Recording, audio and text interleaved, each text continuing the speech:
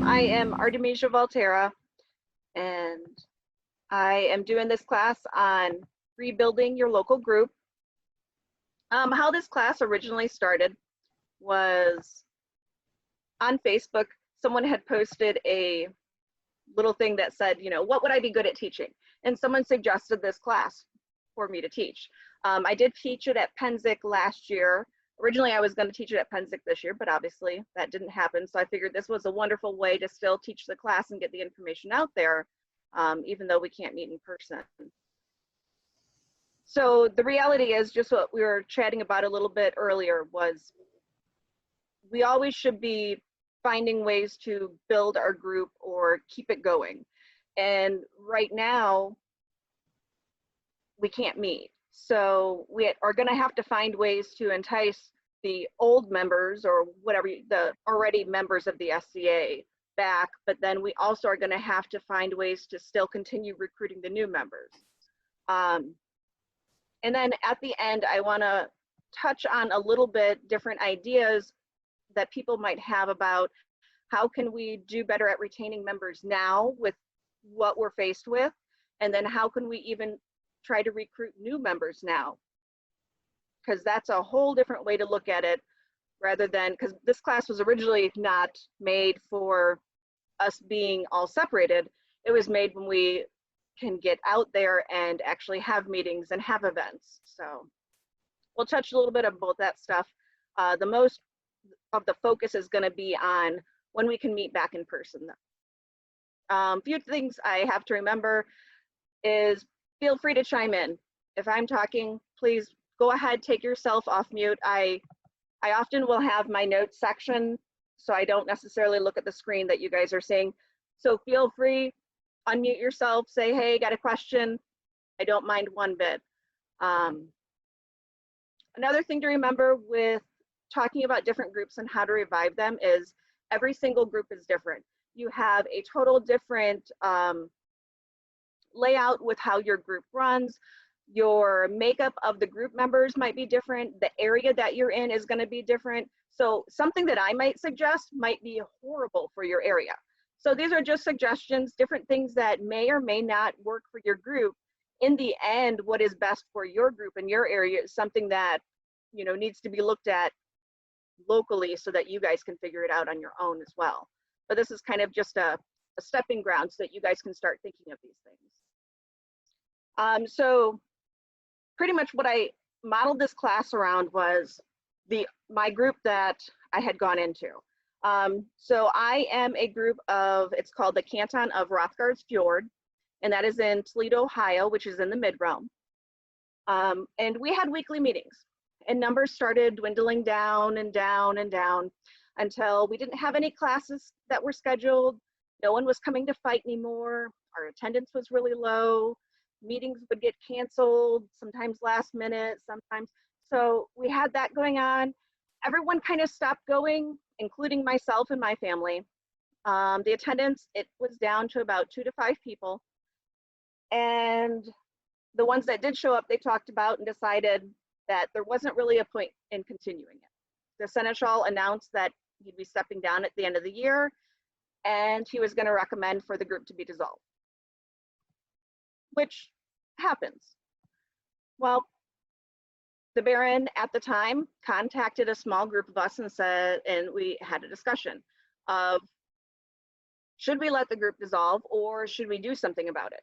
And that's a very important discussion to have, because sometimes it is best for the group to dissolve if you don't have the people to do the work, because reviving a group, especially when it's down to bare minimum nothing, you're starting brand new essentially.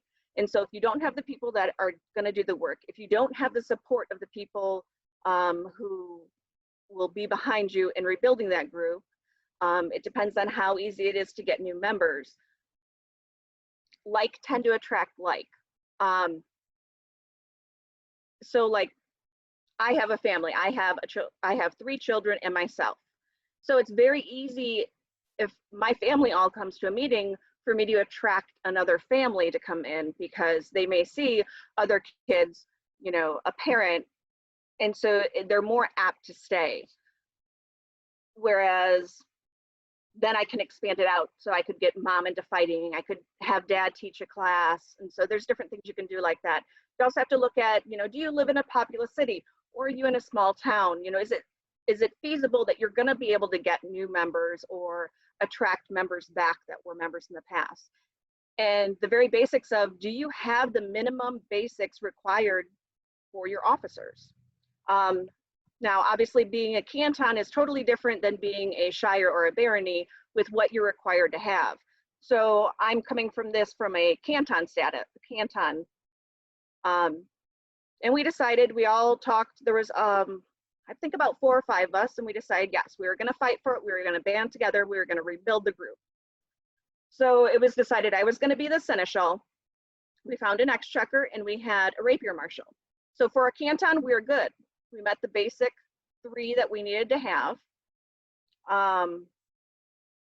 In terms of support elsewhere, many other people kind of looked at us and they just kind of shook their heads and they're like, no, it's a lost cause. You guys are wasting your energy. This isn't gonna work. But no, we were in it. We were gonna do it. So we had the support of the current baron and a previous baron. And so they were gonna at least give us a fighting chance.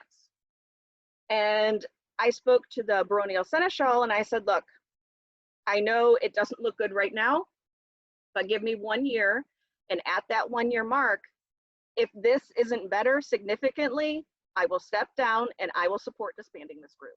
So, I mean, because you have to look at it realistically. You can't just sit there and keep fighting over and over again and keep burning out members, trying to shove people into positions and everything. So you have to look at it reasonably too. If you can't support a group, why are you fighting to support the group? Maybe it needs to be looked at in a different stance. So that's where I kind of started from. So I took over January 2018. So the first meeting back, like I said before, we had like 2 to 5 members that were showing. Well, I had to have people to even vote me in. So I started going out, making phone calls, emails, Facebook messaging, inviting people who already had attended in the past to come back to the meetings. Hey, we're gonna have a vote. We need to get people out there. And we had close to 10 people at that meeting, which for us, I'm like, that's awesome. That's double our attendance. And you might say, oh my goodness, you only had 10 people. That's okay. That's a small build. That's better than what we had. So, and there's pros and cons from starting from nothing. So your pros, the group can be made into the best ideals of what you want to have in your group. So it can be super welcoming, inclusive. You can kind of build that into your group as you go. A lot of the times when you're starting from new, you don't have the drama or anything that is brought over from existing things because there's nobody there. In a way, it's easier to teach new tricks than to correct ones already learned. So you have that. But the cons of, you have nothing. You're starting from the bare minimum. It's you and your startup team. There's a ton of work involved. And unless you get people on board and can assist people, you're gonna have a quick burnout if you're not careful. So one of the first things, the area that we were in, I already knew because I had been in the SCA for a while and I had been in different groups in the barony. And I already knew that there were a ton of people that already lived in the area that if I could draw them out to get them back in, those might be easier to get back. So one thing, after I was voted in, I contacted, I would say close to 100 people, and personally contacted them, not just doing a generic post somewhere. This is where you're either calling them, emailing them, posting to their personal messages. And it's not just one time, it's multiple times. Hey, how are you doing? I know that you were in the SCA group in the Toledo area in the past. Why did you get away from that? Is there something we can do to entice you back? We're starting back up again. We're starting fresh, we would love for you guys to come back out again, things like that. But part of that is knowing your area, knowing the people that may have been involved in the past. So that might be, some of it I knew myself, and then other people I had to poke to say, hey, do you know other people that might be in this area? But personally inviting them back. One other thing that you can do to draw out new members, if you can't get them to come back, but you know what, when they were in the SCA, they used to teach this awesome class, or they did amazing amount of research on blah. So one of the ways is to say, hey, can you teach a class on that? So it's amazing because all of us in the SCA, when we learn about something, we love showing other people, teaching other people about it. So that's a perfect way to have people come back out. And the nice thing is, a lot of the times the people don't want to come out by themselves, so they may bring a friend along. And if you show them this welcoming, inclusive environment, then they're more apt to come again. And then when they do come out, thank them, invite them back, find something to connect with them over. And then even if they don't, when you're connecting with these people, even if they may not respond back and show up, keep trying, because maybe they will the next time. And that actually worked very well. We were able to get a lot of people that at one time had been playing in the SCA and had gone away for various reasons.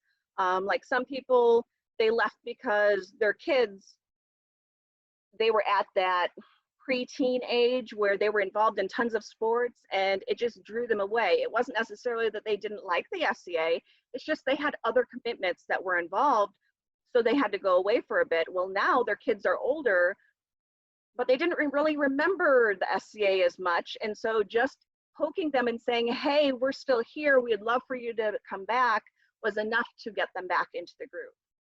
So it may not be even a huge step to get them back, but it's something, and it can get you another member, which is wonderful. Consistency is a big thing. So like for us, we had weekly meetings, a set time for the meetings. It was a consistent pattern that we had. So that way, for people, you're making it a habit in their schedule. So like for us, every Tuesday was our meeting. One thing I did slightly, one, because I'm a parent and we were trying to get a bunch of families to join, was we used to meet 8 to 10. Well, we were able to push that a little earlier, so it was 7 to 10. And that way some families were able to come out more in the beginning of the meeting, and then they might leave halfway through, where other people that maybe didn't have families could stay to the whole time or show up a little bit later. And so it kind of gave us a broader spectrum of who we were able to get to come out to meetings and what times. But you really want to have a consistent weekly set thing so that they know, okay, this day, this time, I already know what I'm doing, and they kind of plan the rest of their lives around it instead of trying to shove the SCA into it. You want it to be like ingrained in their schedule already. One thing I found important was having something for people to do. So when we first started back up again, we had the one archery marshal, but we didn't have any fighters. So even if he were to show up and be a marshal, we didn't have anyone to do the fighting. So it didn't matter if we had that at first. So what we did have was I could get people to teach classes. People like learning stuff. Most of the people in the SCA like learning stuff. So classes, we had them every single week. And we varied them. So like the first week we had a business meeting, and I am not one for a long business meeting at all. Get the business done, over with, and move on to the fun stuff, because no one wants to sit there and discuss politics or anything like that time and time again. Most of the time you can get through business meetings fairly quickly if you don't have too much going on. So for us, we did business meeting, and then the rest of it was Scribble time. We always had a kitchen class once a month. We had an open SCA class, so that could be virtually anything. Then when the group was much smaller, we had something called SCA on the go. So SCA on the go was where we would all get dressed up and we would go out in the community to do something together. A lot of the times we would go to dinner together. So we would say, okay, we're gonna book this place, you know, and we'd get people to say if they were coming or not, so we knew how many that we could book at the table. And we'd have a big table in a restaurant, and we'd all dress up in garb so that, you know, we had the clothing on, people could see us in the community. We did this at a gaming store as well, which was awesome because there's lots of SCA people who are into gaming already. We've met at local metro parks. It was much easier to do on a smaller level, and as we grew, it was a little bit harder to do because it would be hard to get a table of like 50 around a table. But like at a metro park, that still might be doable. And this is good on multiple levels to be able to go and eat together. So the nice thing is the community saw us. So almost every single time we went out, we had at least 5 people who would stop and ask questions. And we made up business cards, and so that we could hand them to them so that it would have our website on it, and we could talk about who we were and what we do. But then the nice thing too is an amazing thing happens when you share food together with people. You start to bond together, and it starts to be more like family when you share food together. And sorry, I'm just going, does anyone have any questions or comments or anything like that?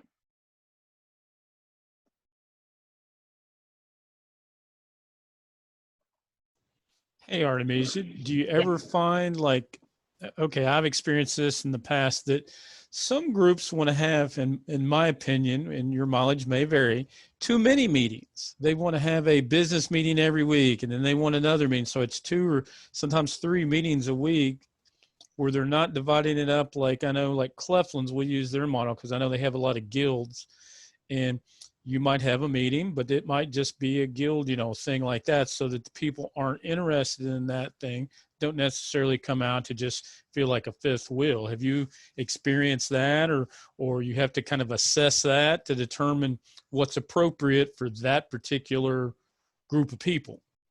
I mean, you definitely have to look at what's going to be good for your group. But for us starting out, we were so small that it didn't make sense to break anything up because we just had to get people in general. For the larger groups, like you're saying, Cleflin, I mean, they're huge. So they already have a large amount of people. There's good and bad to both, to that side. If you have a bunch of smaller different meetings where not everyone attends, the bad part is you may not know everyone in your barony because they may only attend one meeting and you don't go to that meeting. So, I mean, there's that, but then also you have the good side that you have something that you specifically like that you go to. So it really depends on how the group wants to run that and what works best for them, honestly. Well, it's like Middle Marches. I mean, Middle Marches has a lot of people in it too, but they're so far. When you go from north of Columbus, like Delaware, all the way down to Athens, that's 3 hours or something by car. And Oh you're yeah. so spread out that you can't do the same thing as I would do if everybody was centralized around Columbus. Yeah, everyone really just needs to look at, I would say, their own group and figure out what's best for them. Oh, and I think I see a hand raised. You can feel free to unmute yourself and go right ahead. Alrighty then. And this was actually something that I wanted to kind of do as a bit of a follow-up to what the Chancellor was saying, because I know that in my personal case, I'm Barony of Twin Moons in the Kingdom of Atenvelt, i.e. eastern part of the Phoenix metro area. We've got like 3 baronies for the metro as a whole, so this won't be something that applies as much to me, but especially for groups like where your guys were at, where it was just like a canton or a shire or something like that, where there's only a handful of people and it's designed to really be a much more compact thing. When you guys are dealing with larger amounts of like geographical distance between members, would a logical approach being having a like rotation of meeting locations where it's like, okay, this month we're going to have fighter practices in this city, and then next month, because we know there's like 3 or 4 people who are like really hardcore fighters in this other city that's an hour away, we're going to be doing our fighter practices there next month, and then maybe a third city the month after that, and then like rotating it. So it's like, and then especially if you get like right up to the point where you can start like breaking out based on interest, you do those as like you do like fighter practices, all of them in 1 month in one place, like Brewers Guild or something like that, or ANS meetings in like a different city, and then having like another city as like another like either or type of situation, just so that way you're trying to connect to more people in a bit of different ways. And I'm sorry if I'm just Yeah. like completely just talking. No, that's a good No, you're good. question. No, that's awesome. I mean, and I've actually got a good answer Kind for of him, I goes think. back, I would say it kind of goes back to what I was saying, that it just depends on your group and what's good for it. I mean, the group that I'm talking about personally, from one end to the other, we're only one county, so we're not that big. But like for like the middle marches, they're huge. And so, yeah, having different ones that rotate around may definitely work better for that group. My answer to him would be there's no one really good answer. What we had to do, because a lot of what he's talking about were things that we looked at. And you're just going to have to try things and see what works. And sometimes the intuitive answer, like what you think will work, is not what actually works and not what people want. So we tried like having different, like we would have a baronial meeting once a quarter, and it's hosted by a different group, so it travels around. And in theory, everybody has to travel some through the course of that calendar year, because it'll be one time it'll be local to them, but 3 times it's not going to be, but it won't be in the same place. And then we've tried central locations. Okay, here's dead middle of the whole mass, and let's try that. And you can try all the different things and just kind of keep messing with it, tinkering it, refining. Like I would think of, to me, an after action report. What did we do after it happened? What went good? What didn't go good? What can we change? And how would we change it? And then you change and you try, 2.0 and go there and then see how that works and do the same thing over and over again till you fine tuned it to the point that this is where we're happy. Definitely. I think, one thing we have to keep in mind is don't get stuck in your ways of doing one thing. You have to try stuff out. And if it doesn't work, that's okay. Just change it again, and so that you can find what works good for your group, because there's no right or wrong answer for every single group. What works for yours might be horrible for mine, and vice versa. I'm sure we've got somebody else that's got some input or insight.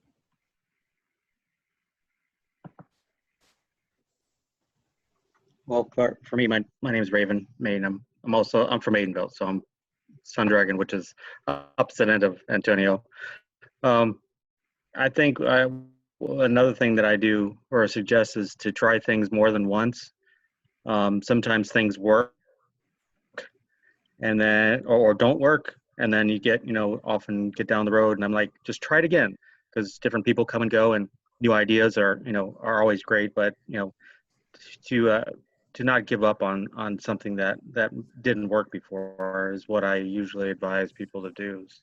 So. Yeah, I mean, I agree with what you're saying. What we're looking at is stuff that's got a lot of variables in it, and you can't assume like I tried this. It may not be that what I was trying was wrong. It just may not have been the right time, or there was a festival going on or something that I wasn't even aware of that affected it in ways that I just didn't know and can't control. Definitely. Hey, I'm Runa, and I'm actually from Meridies, and I'm from a group that right now is very small and has been every size imaginable over the last 10 years. And something that I will say, as far as trying things more than once, it's really good to set a goal of like, we're going to do it consistently in one way for, say, a quarter or for 6 months, and then reevaluate. That way everyone knows when the trial period is over and knows like, well, it didn't work this week, it will never work. It doesn't have to be a conversation. Yeah. Right. Mm-hmm. And as far as the eating with people thing goes, our group does a thing called Eat Not Meet, because we found we were having too many meetings. Why are we going to this church to just look at each other and we don't even have a thing that we're working on? It's just we're just going. So we travel around the county, and we're able to eat in a different, well, we were, not anymore, obviously, but we're able to eat in a different restaurant, and we like vote in a poll every month about where we're going to eat, and it's in a different city every time.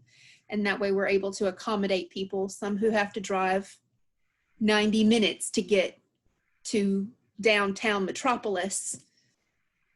And it would be awful if they had to do that every single time we had a meeting. So. Right. Definitely. Especially if you don't need like a specific kind of workshop to do your thing. Mm-hmm. It'd be nice if you could meet in a restaurant or a park or whatever. Anyway. Yeah. And different people are gonna be more apt to come to meetings. So the person who is now the seneschal of the group, I handed it over to her and we voted her in after I was seneschal for two years. It was extremely hard to get her out and trying out the group. She had previously been in the SCA in Pennsylvania, and she moved here and she was just nervous to come and see us. How we finally got her out was when we met at the gaming store, because she already felt comfortable there. And so she's like, well, if I don't like it, then, you know, my husband's going over there and painting little figures, so I'll just go hang out with him if I end up not liking it. And so it totally worked. And it took that meeting, and it took me like 6 months because she had introduced herself on Facebook, and like once a week I would talk to her. Oh, we're doing this, you know, please come out. You're welcome to join us. We'd love to see you. And she would never come until that first time. And so sometimes it takes a different venue to get people to come out and feel welcome. It just all varies. Did someone else have another question or? All right, I'm gonna go back to my notes and see where I'm at. So recruitment in your area. So when I was starting up, we made flyers, business cards. We did a total website rebuild because the website had not been touched for years. And so we got everything up to date. We made it very easy for people to navigate through and to find things, because the point was we were going to have all these flyers out there. We wanted to have something that would entice people to look it up and find us, and not just, you know, go to the website, get bored with it, it wasn't updated or whatever, and go away from there. So the pamphlets and the flyers, I would go out and canvass the area. I would go into coffee shops and libraries and gaming stores. Pretty much anyone that would allow me to hang a sign, I did. I love doing the pull tab so that they can take a tab off with them and they don't have to remember anything. And so my group's name is Rothgard's Fjord, which is horrible to try to remember to spell. So there was no way in the world I was going to have to make people remember how to spell that to find our website or to find anything else to do with us. One big thing we did, since we had a horrible name to try to spell, I didn't want them, if they wanted to email me or email someone in the group, I didn't want them to have to remember that. So we made a generic Gmail that would be super easy for them to remember. And we made it ToledoSCA@gmail.com. Very easy to remember, very basic. And what we did with that was it auto drops into both the Seneschal and the Shadow Lanes emails. So anytime someone emails that, both of those get notified and they can respond from their own personal, you know, Seneschal or the Shadow Lane email instead of the Toledo SCA. So it's really just a go-between to make it easier for people to contact us.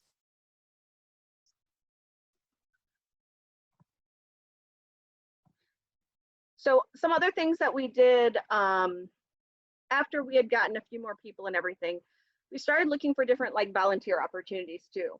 One, because it got us out there and it got the SCA name out there, we could help others in the community, but then we could do some things together. There's a volunteer garden in the area, and so we volunteered and a bunch of us would go out there, help them out. They would teach people gardening skills and help with different harvests, and then they would also use that food to give to other people, make different things. Sometimes they would sell different things. It just all depends, but we were helping them out. And then in turn, we were able to get one of them to actually teach us how to, they did a canning class for us, and we made a bunch of jars of applesauce and learned how to do that. One of our metro parks also decorates, it's called the Manor House, and they decorate it for the holidays. And so we were able to get a room there and decorate it. And we did a Robin inspired, like bunch of archery stuff inspired holiday room. And it was nice because it brought us all together to work on a project together. And then it also got our name out there because we were allowed to have business cards in our display. So, and we did get people contacting us from having that display out there. So it was a unique way that we could do some advertising for ourselves. So 1 year later, after we started doing all of this stuff, we would have an average of 15 people attending. So You might say, well, that's not very much. Well, it's not, but starting from 2 to 5, that's not horrible. And the interesting thing we found was, depending on what we were doing each week, those 15 people weren't the same. So if everybody who was at different meetings all came out at once, we probably would have had close to 50 people. But we never were able to get them all out at once. The largest attendance we had then in the first year was about 30 people. And that's pretty good. Starting off one year with virtually nothing to 30 people, we liked that. We had about 25 brand new people who were not in the SCA previously join, which is wonderful. A lot of those actually ended up being families. So instead of only having the one person, we were able to get the whole family involved.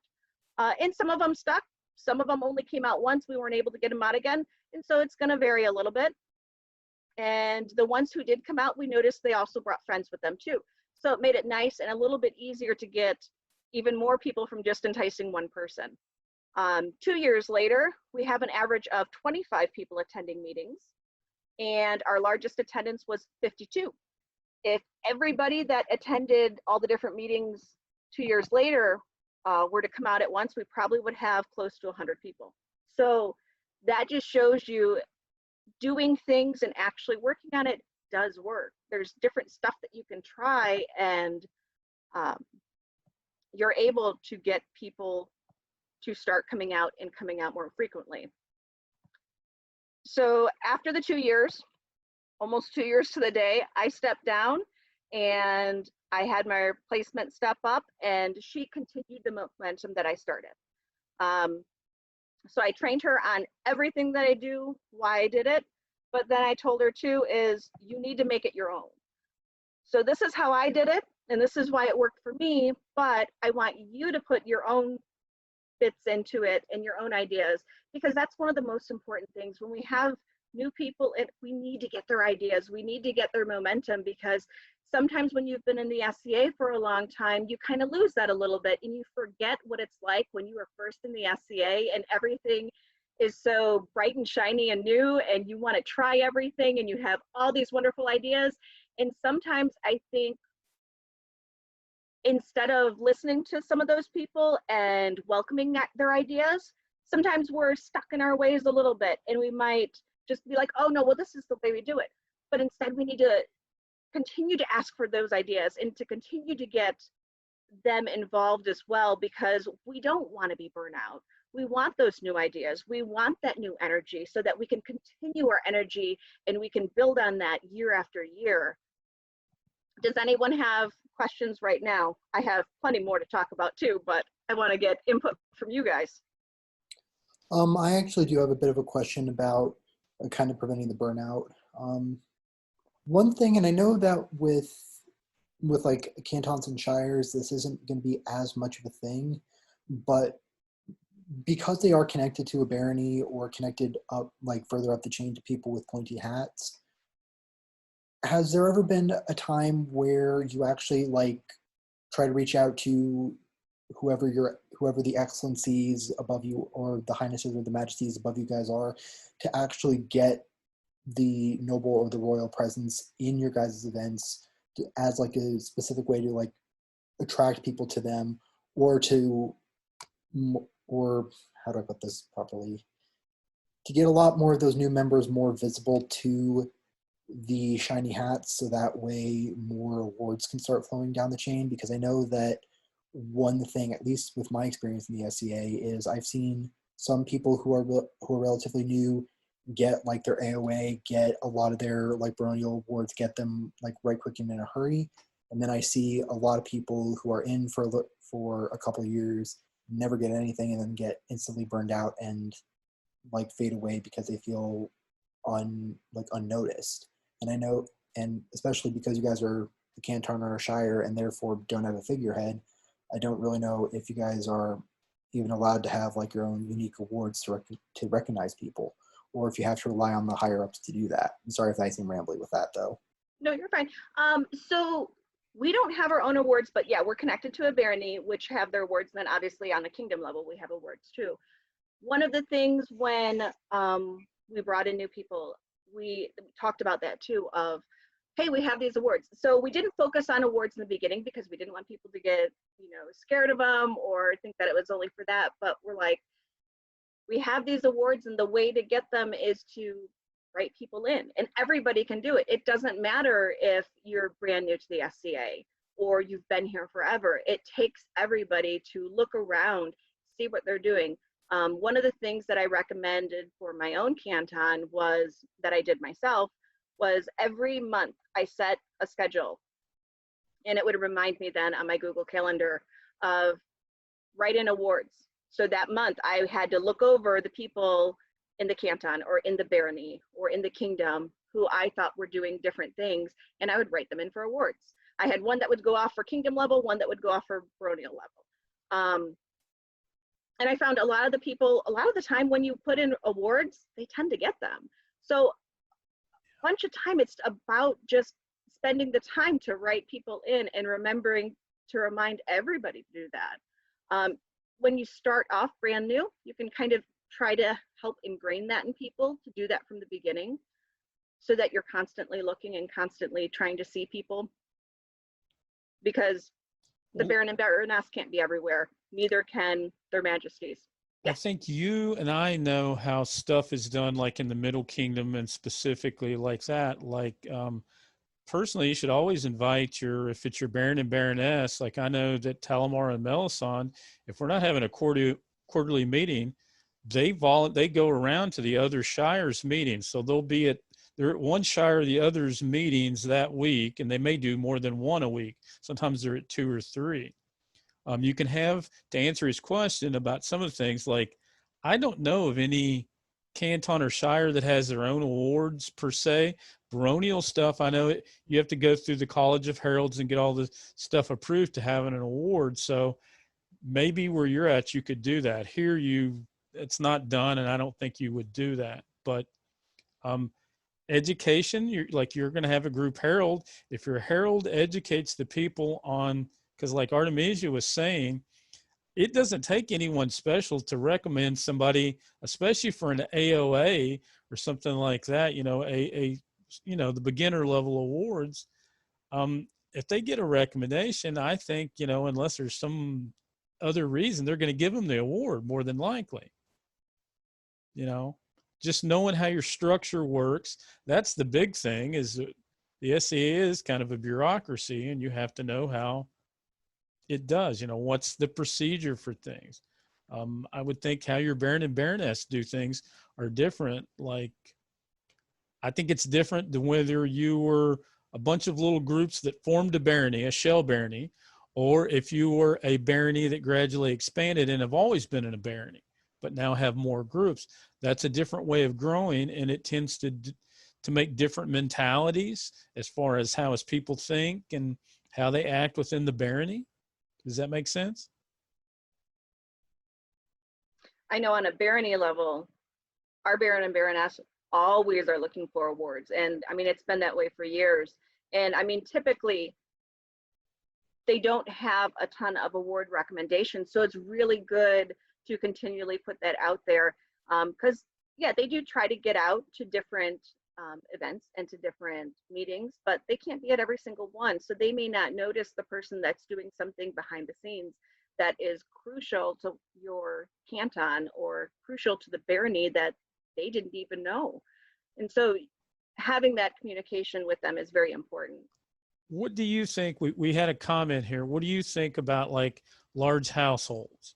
Because I mean, I know what I think, but I know that there's some people don't like them. They think that they sap resources and pull, people out of a group. And then some people think that they contribute, and they probably in truth do some of both. Yeah, I think it's a both thing, honestly. There's benefits and negatives to households.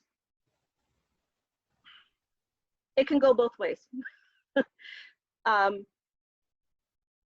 Sometimes, like for instance, if the household is big into fighting, they may be able to come to different meetings and get more fighters involved. But then, like if they do their fighting outside of SCA meetings where they just are hanging out, as a household, that might draw people out. It just totally varies on how the households run, how the household interacts with the groups itself. I tend to, when we were starting out, we didn't have really anyone in the household. People were brand new, so any households or anything. And like I was in a household, but it's spread out. We have people all over the place. So it's not like we really meet except for at Pensick. So it wasn't really an issue for anything like that. My household, everybody's within an hour and a half or something, you know, because I'll see Edmund's, you know, pretty regularly. If I wanted to drive up to his house, it's only an hour and something and I'm there. It definitely totally varies because you have to weigh not everyone's going to be in that household. So how do you still make the people that necessarily aren't in that household feel welcome and included when they might hear about this group doing other stuff, but it's really hard. It is, because I've that's heard, one of the things like, that's really difficult, I must say. I've been in a small group where they said, well, anytime that we get a fighter in that shows some promise, then they're squired and they're taken over by a household. And then instead of doing this here or that, they have other duties and they're whisked off to do that and that. Now they're going to whatever, but they're not doing this here. And they seem to be resentful of that. And if that's, you know, I can understand that. I think the biggest thing is to just make sure of, hey, when you guys are coming out to the meeting, we're welcome and inclusive of everyone at this meeting. No matter who they are walking through that door, no matter, we're welcoming and we're inclusive, and try to leave it at that. I mean, I would say household stuff per se, maybe should be more of a, if you're going to be like talking about meeting up outside of the SCA and stuff like that, maybe kind of try to keep it outside of the meetings so that nobody feels excluded or unwelcomed.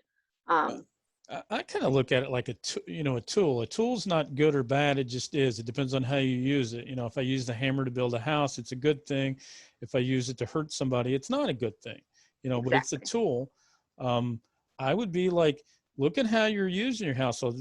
If they're, you know, doing certain things, you can figure things like, it's like, well, okay, wait a minute. We're part of a big household. We know some people. Why don't you get your night, you know, the next event we're having, well, he's Prince right now. Why don't you make sure that he, you know, and give him an invitation, a personal invitation, or we'd really appreciate him to come out, or we'd like for him to come down one night while we have fighter practice. Would you be willing to come down and teach all the guys and gals that want to fight and want to learn how to do rattan stuff, that you could give them a lesson or something like that? You can always turn it to your advantage if you want to. Oh, definitely. Are there any more questions right now? I was going to hop over to my notes again, if not.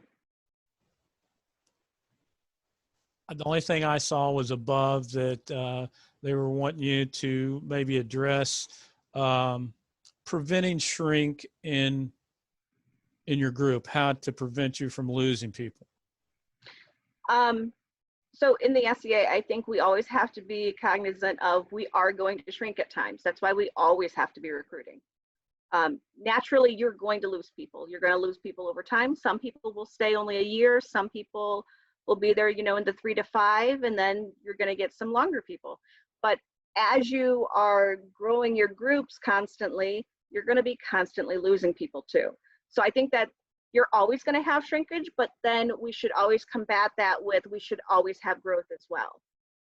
And if you're a smaller group, you want to focus more on, you know, that growth and keeping the people.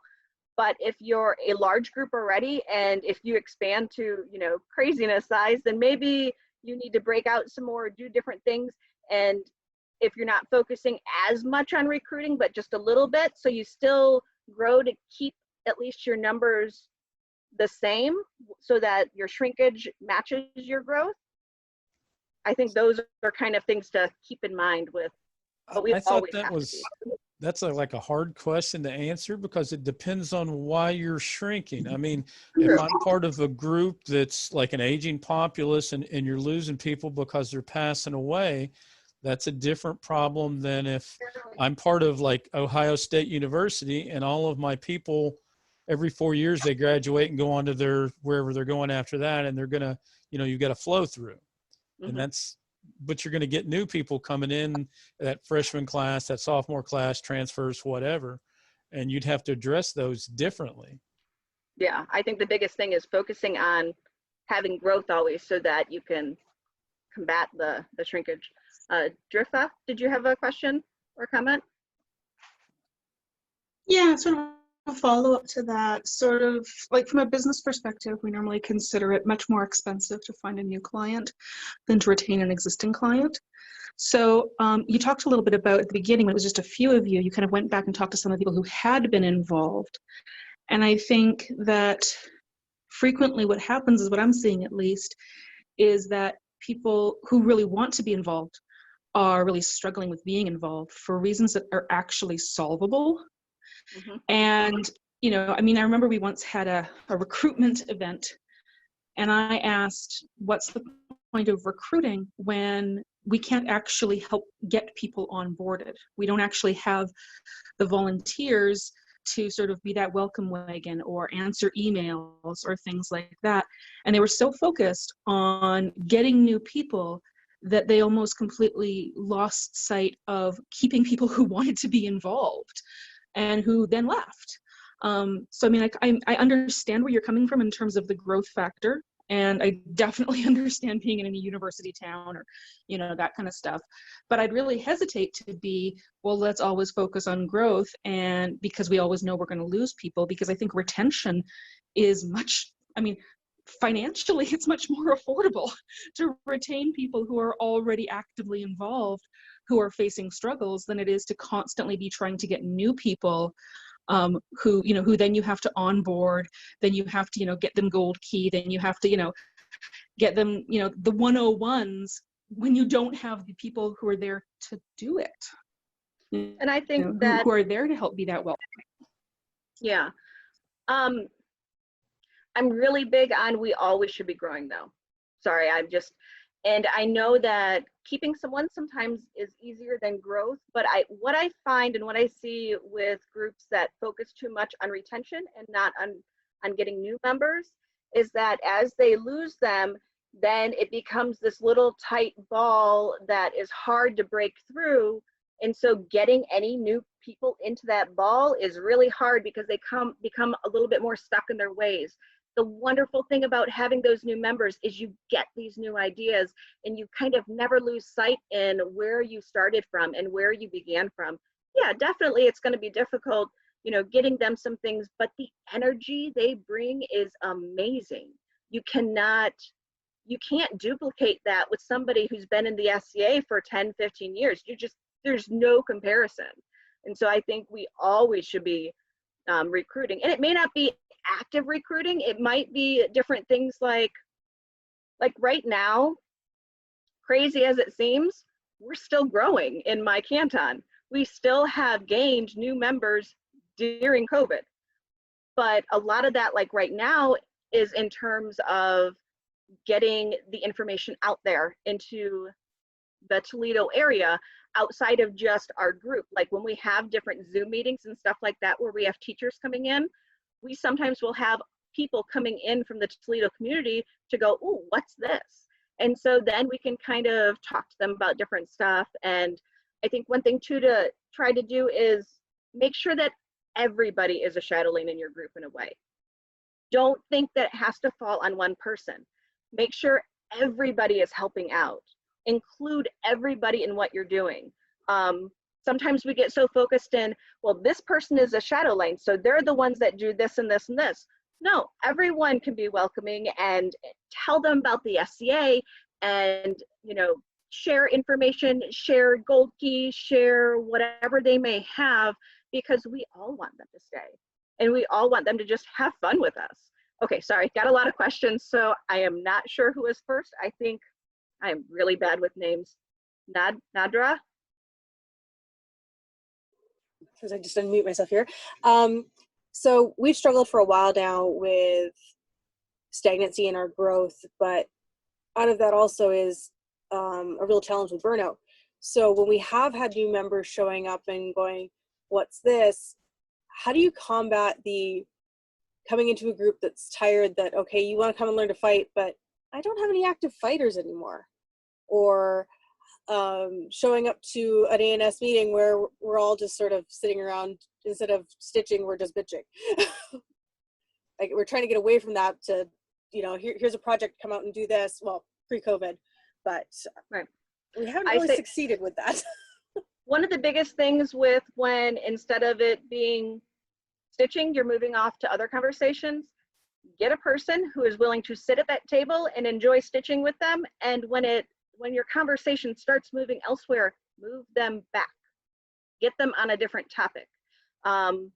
Yes, there's politics in the SCA. There's politics everywhere. Any organization is going to have politics, but let's not bring it into our meetings unless we absolutely have to, especially not around new members. I mean, it's no fun. No. And then it gets people stressed out. So I think trying to move those topics, and again, don't rely just on one person. Try to have many people kind of steer topics away so that you're focusing on good things, better things, and things that deal with growth and continuing to learn, and instead of focusing on dwelling on different things that might be bad and negative. Sometimes I think the things are sort of cyclic. Like, okay, let's say you have an older population. Most of the fighters are not fighting on the regular fight practice anymore. Well, if you get one or two new fighters in, the older guys will come out of the woodwork and they want to show and contribute. And that's something that's like, okay, I don't have the endurance, I don't have the strength that I once did, but I can do this and I can show this and I can contribute, I can teach, I can do this. And now you've the new people also got the people who were getting burnt out reinvigorated and got them something to do. So they kind of help each other and maintain a thing. Kind of like, okay, let me look at what we were talking before. If we use a business model, okay, it is cheaper to maintain the clients that you already have. But we'll take like Coke or one of the big soft drink things. They're always continually advertising. They want to retain who they've got, but they need to keep brand awareness and relevancy. They have to be relevant in the market to continue to, because you're going to have some people, no matter how hard you try or what you do, they're going to go away, or they have real life issues. Just like you were talking, like almost everybody, when your kids get a certain age and you've got all these sports, you don't have your Saturdays free anymore, or you get your job that I have to work on Saturdays. So some things are going to pull you out, not by choice, but by circumstance. And you still have to be able to kind of keep things going. And I think that pulling some new people in kind of keeps us as even. Okay, I had one or two people left, one or two people came in. We've got new people, and I just need to manage and keep us flowing. Although I think that that's kind of like juggling a bunch of plates, and it's hard to do. One thing with the group that we did, so we did just that. We started with the classes, and then we had people coming in going, what about the fighting? And we're like, we don't have an armored marshal. But they're like, but I really want to learn fighting. And I'm like, okay. So we found that, so just north of us, pretty close, is Cinnabar up in Michigan.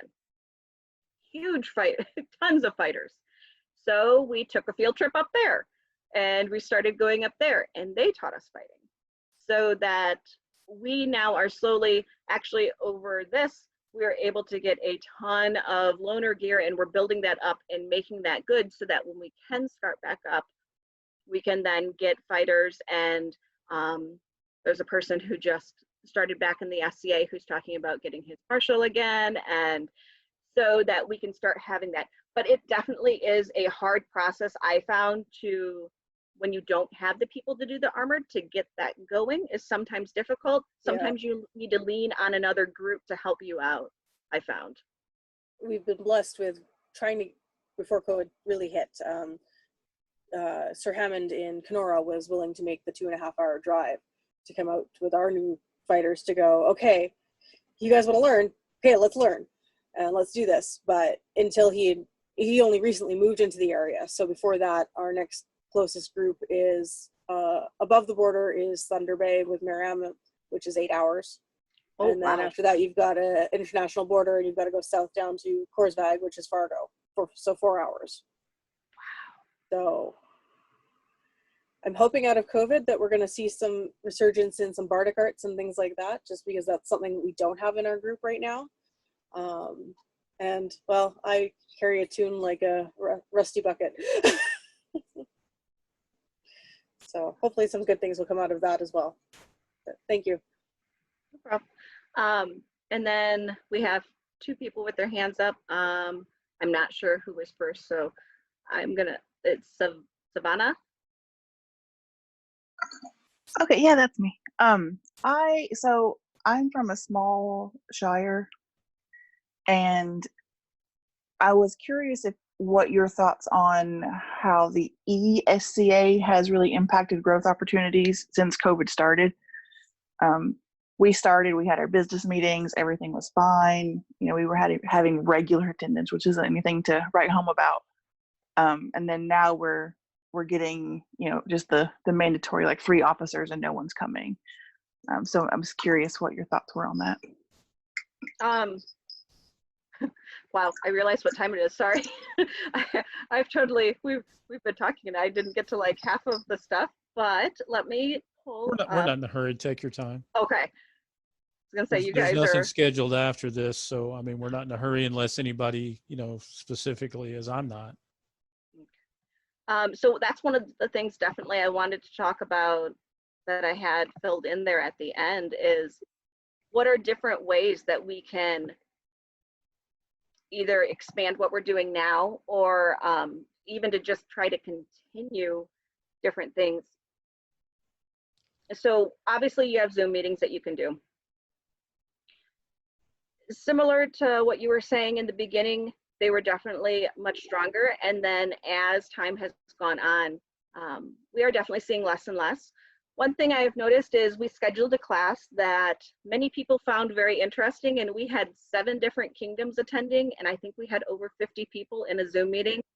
And it was just our local Zoom meeting that we were having a class at. And a lot of that went to doing advertising, getting the word out there that the class was out and doing it multiple times so that you're making an event and so people know to come to it. I mean, it was good and bad because you had the class, so you learned about stuff, but we didn't really get the chance to kind of talk and hang out, which is a lot of what we do in the SCA. So while we liked getting those 50 people and allowing them to learn things and teaching them things, it was bad in a way because we couldn't talk with each other. So there was almost too many people to cover the subject matter in the way that you thought it would be best covered. The subject matter was covered wonderfully, but we didn't get that interaction that you get in the SCA where you're able to have, you know, conversations and actually able to catch up with each other. So it just kind of felt like a class, which was okay, but you almost need a mix of that. So we're like, okay, only 2 classes a month because we definitely want that time to be able to connect with one another. But it's nice to be able to bring in other people. One thing I suggested, currently I am the MOAS for my canton now. And I said, hey, you know, this is the perfect time that we can reach out to different kingdoms and say, find a person from a different kingdom, get them to come and teach. Because it's not like they're traveling, they just have to get on their computer. And so that might entice people even in your area to come out to classes, you know, and maybe if you have a 2-hour Zoom meeting, maybe say, okay, we're gonna limit the class to 1 hour. Get somebody to come out from a different area to teach the class that you wouldn't have the opportunity to have. And then have them teach it for the hour, and then also have the next hour so that people could kind of talk with each other and see how things are going. That was one idea I had. See, I like that idea a lot. We've been having a class on, you mentioned award recommendations earlier.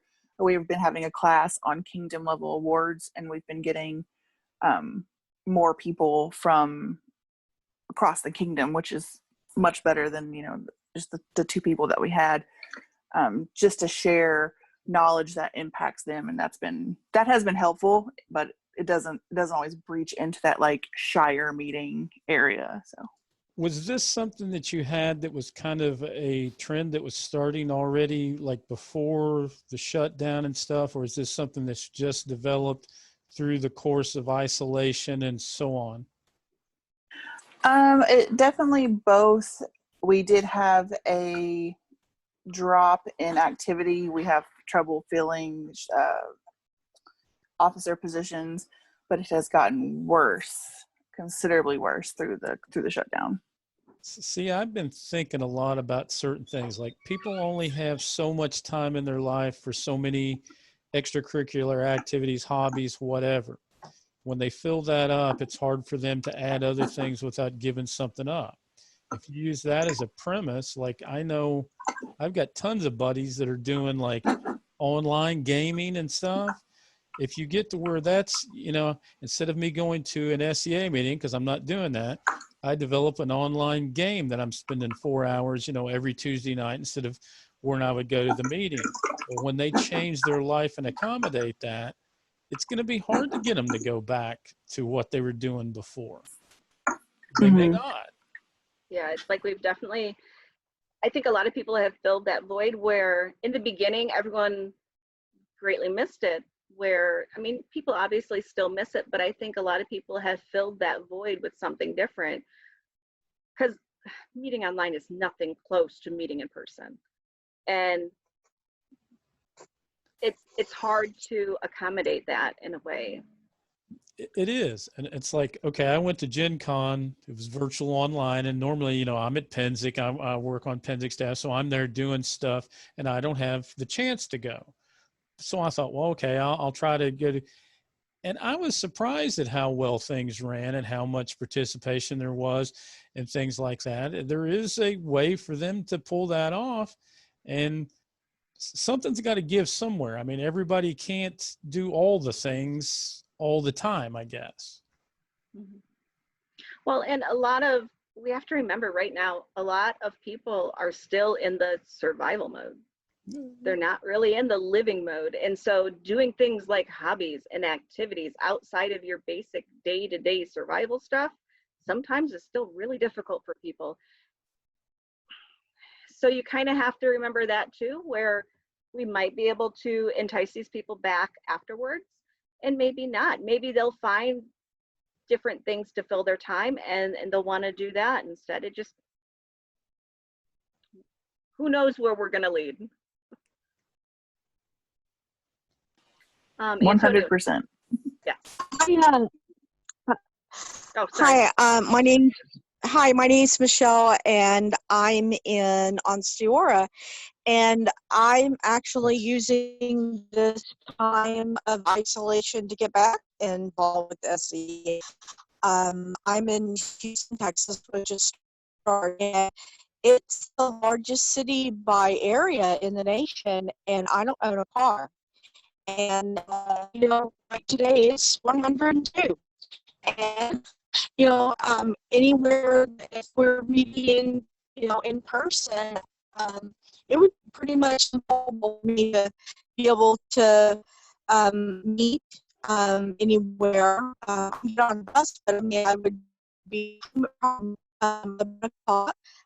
maybe. Oh, I think we're losing you some. Oh, did we lose her completely? It looks like it. So yeah, that definitely, what she is saying though is some people who haven't been able to go out to meetings, this is a wonderful time for them to be able to interact with the SCA. And that might be something that we need to consider back when we start back up again, is that we still are going to have people who have limitations, who can't come out to meetings or can't come out to events, that maybe we need to think of it differently and do some things that we're doing now so that they can be incorporated later. One thing I suggested for my own canton is when we have classes, what if we recorded them and then we could, have them later. Like our internet where we meet is horrible, so we can't do anything live, but we can always possibly record something so that later people can see it and can interact a little bit with people as well. Or even every once in a while doing a Zoom meeting so that people can come in from all different places and don't have to rely on vehicles to get there if they're not able to. You might be surprised how cheap it is to bring internet to you. Like out on the battlefield, okay, they need to be able to look up databases. So I put a hotspot out there in the marshal's tent for the last couple of years so that, somebody shouldn't have to spend their data, especially if they have a limited data plan, to check stuff like that. So, and it wasn't that much, really. I mean, I was really surprised at how I'd have thought it'd been a lot more than what it really cost. Antonio? Absolutely. And honestly, just touching on a few things that you guys have been bringing up and adding a couple more details, I'm actually one of those people who is kind of new, kind of not. I've been to a couple events like years and years ago, and for multiple different reasons, I haven't been able to really be in the SCA hardcore.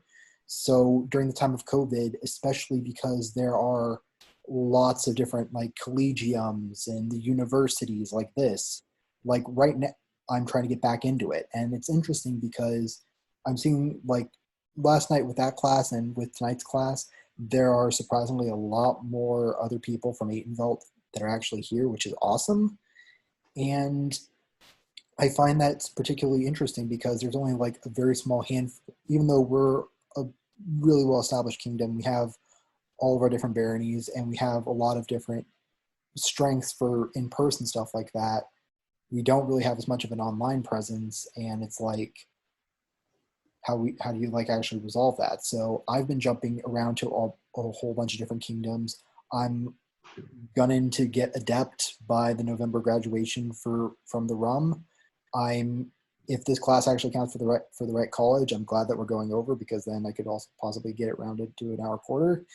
And I'm also planning on actually teaching a class at the University of Atlantia and then possibly back here at RUM after that.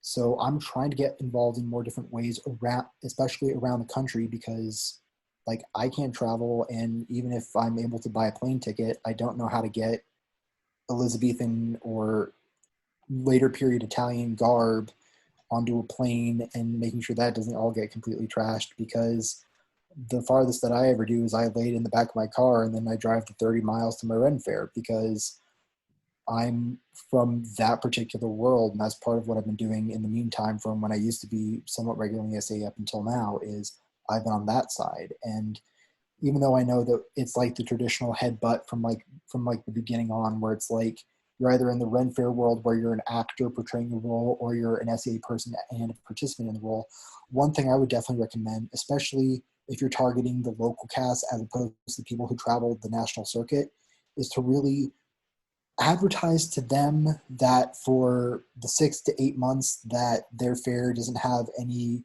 pre-production, auditions, or rehearsals, or the actual run of the show, that they can still do what they love and explore what they're doing in here, as well as try to go a little bit further. And then what you guys were mentioning about in terms of actually getting new people involved, and like in one of the comments that Runefinder/Runa was saying about allowing people to jump in head first, I would definitely say so, because literally I was trying to contact my barony about getting my heraldry done because it didn't appear like there was one, and there was like 3 or 4 different officer positions that the website said were either going to expire within a month or were open and had no deputy. So it's like,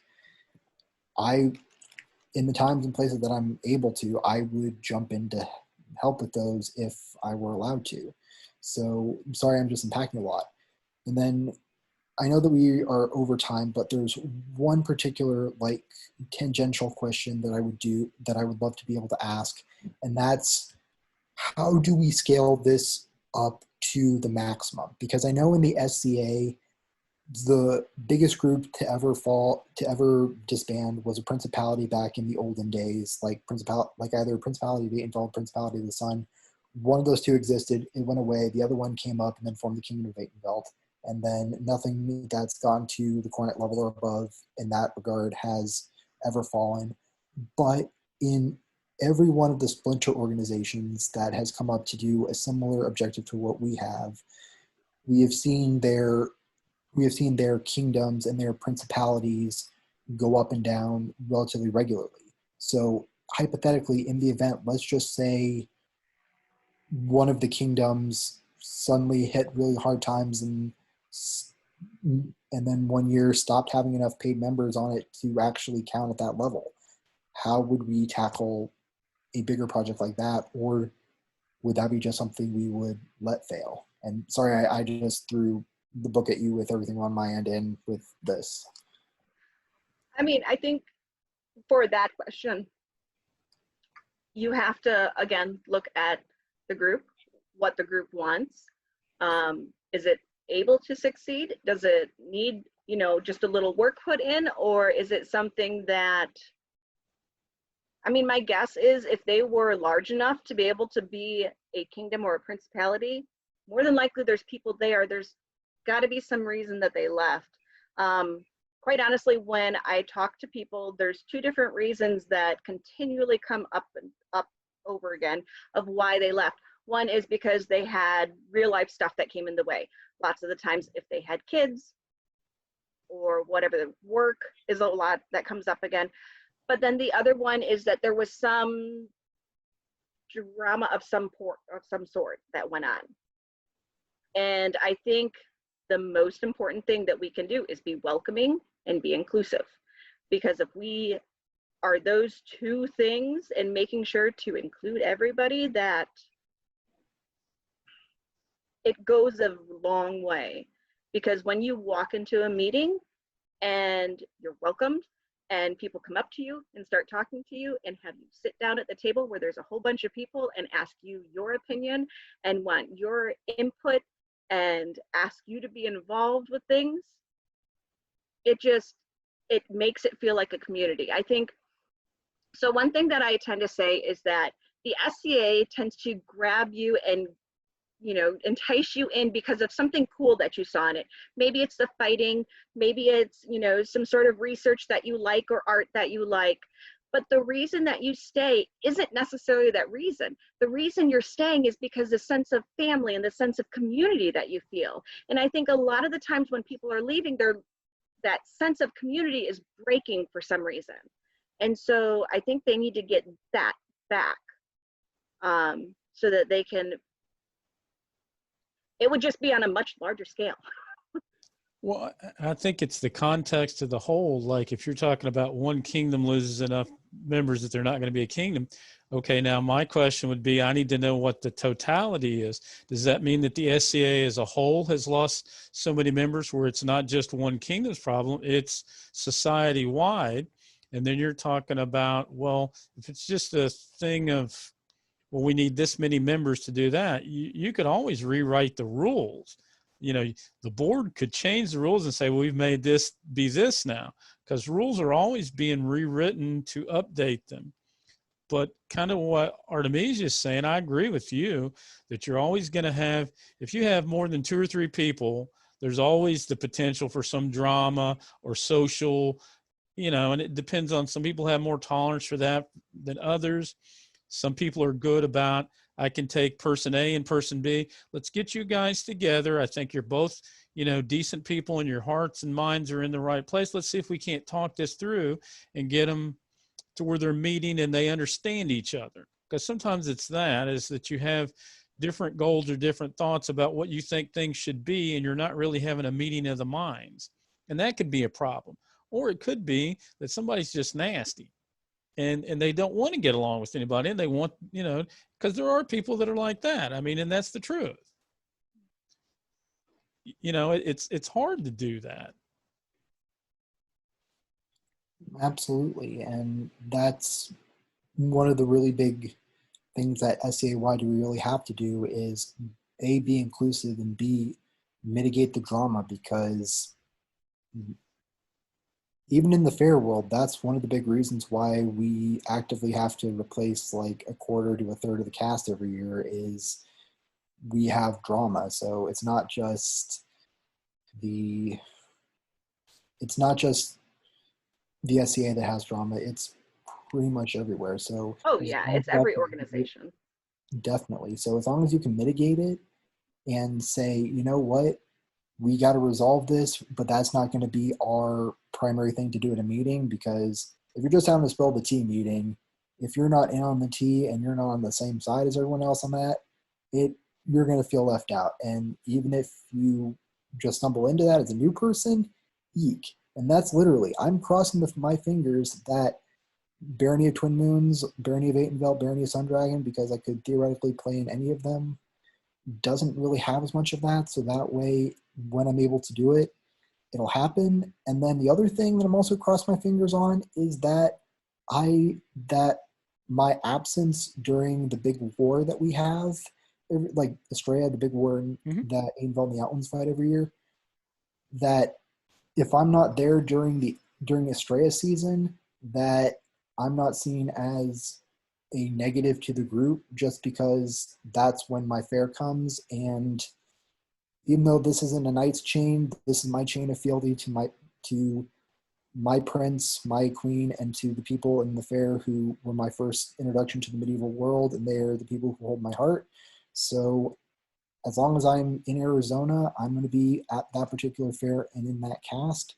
And I don't want to be seen as a negative to the group just because I can't be there for the 2 months that make up the greater war season. I'm sorry if that just seems like a rambling on. It doesn't really matter to. Let me ask you a question too, Antonio. Like, okay, how much of this is from the perception of you? Like, you know, we all have a perception, you know, where my life experiences and what I know and what I think, you know, and how I view the world. That's where I'm coming from. And you can't, you know, nobody actually gets your perception as well as you do, you know, because it's yours. How much of that is yours, or how much of it is actually from the group, I guess? You know, do they really treat you like they think that you're shirking or not doing something you're supposed to? I mean, would it be any different if, like, let's say I'm a first responder and I'm, you know, some calamity happens somewhere, and during war season for you guys, I have to go off for 4 months. They wouldn't consider that as shirking, would they? Because I'm helping somebody somewhere, you know. Would they have the same idea towards that? That is what I don't know. And for me, this is entirely just me speculating and worrying because I've been only to like a handful of practices. And in that time, the baronies have, because they've been spread out over a couple of years, the actual coronets of the barony as well as the officers have all changed over a couple times. So the actual makeups of the groups have changed and evolved. And I've never actually been there long enough to actually join, to actually be fully onboarded into the world. And what I'm hoping is once I do actually have the opportunity to start attending fighter practices weekly and actually being part of the society as a whole, what the end perception of me is going to be at that point. And that's just like me as a transitioning out of prospective new member into actual new member and trying to combat that particular anxiety. Sorry if that just seems rambly.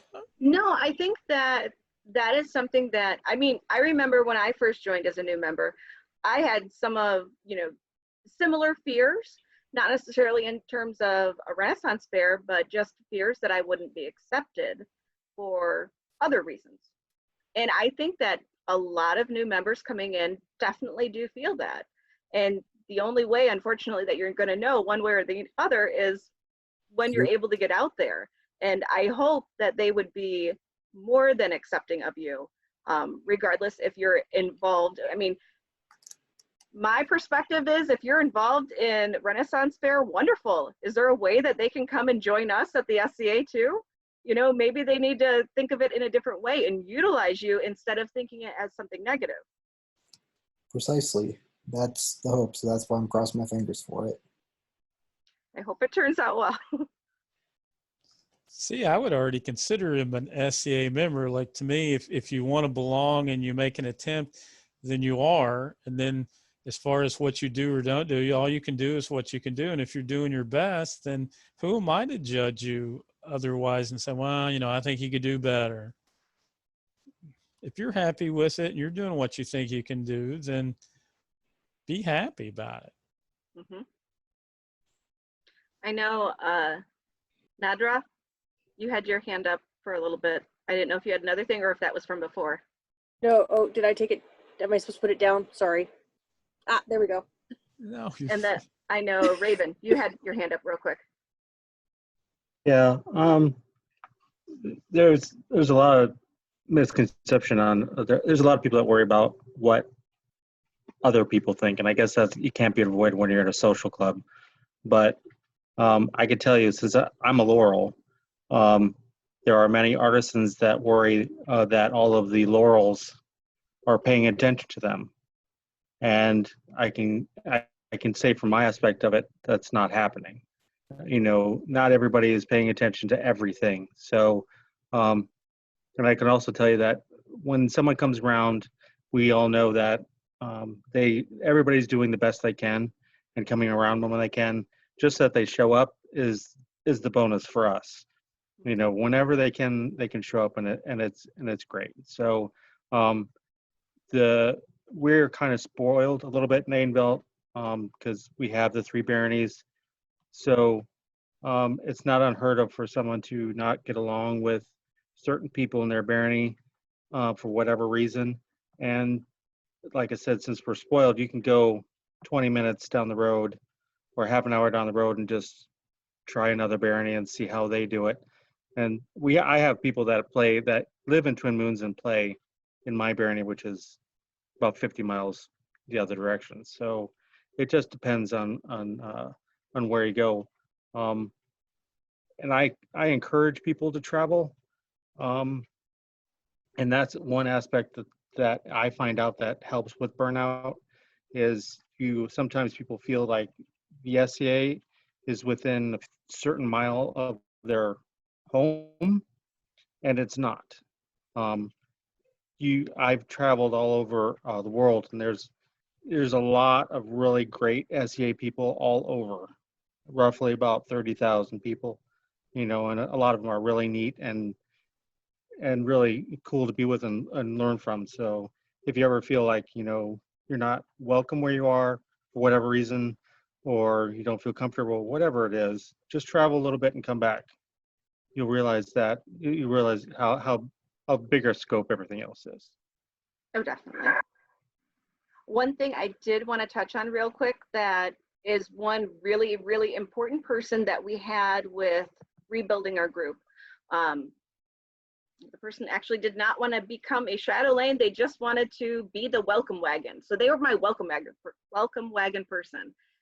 So this person is a wonderful, outgoing person, can talk to anyone. Everyone feels welcome around this person. So his job at every single meeting was to go around to every single person that showed up and talk to them for at least a little bit.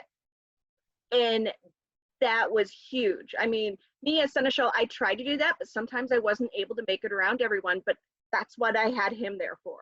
He was the welcome wagon because nobody wants to sit there and feel uncomfortable. We've all felt that where you're just sitting there and you're like, I don't really want to be here. Like this is, but when you have that person that comes up to you, talks to you, interacts with you, remembers something that you guys talked about last time, maybe introduces you to someone new or say, hey, you talked about this person right here, they know a ton about this, and you get them going on a conversation. That person I think is critical to have when you're trying to rebuild your group because it's gonna make some different connections and get people more involved that way and feel that they're welcome within your group. Sorry, I was looking through my notes and I was trying to think of anything that I had forgotten to mention. I just wanted to, for your comment there about your person of welcome, we call them our token extrovert. They go off and they find and talk to the people and bring them back to us as the introverts and then make the connections that way. Yeah, well, and a lot of people in the SCA are very introverted. So finding that person that's willing to do that is amazing because a lot of us are like, oh my goodness, I'm shy. And normally when you're entering a group, the people are just as shy to come up to you as you are to go up to them. So having that person to kind of be that middleman for everybody is wonderful.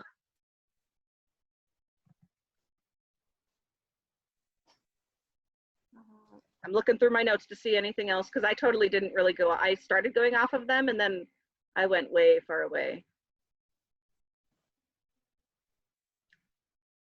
Oh, so one thing well, a few things. So sharing the wealth with positions. Don't get stuck in I'm in this position, I'm going to be in this position for a long time. Try to only stick to those 2-year terms, only because you're going to get changeover then, you're going to get the new blood, the new ideas in there. And quite honestly, our jobs, our officer positions, I've been almost all of them, they're not difficult. You can normally train somebody to do them. So having someone who's only been there for a little bit, being an officer position, as long as you do the training and they know what's expected out of them, it's not that bad. And the great thing is, if you give some of these new members an officer position, then they have buy-in in your group. They feel important. They feel it's their group too. And that's really what you want to try to get. You want to try to get somebody to really buy into the group and make it their own. And one of that ways is to get them into an officer position. And the wonderful thing is, if you get them in there, then you're not going to have somebody who's, you know, taken officer positions time and time again and is like, I really don't want to do this again. So your burnout may lessen some as well.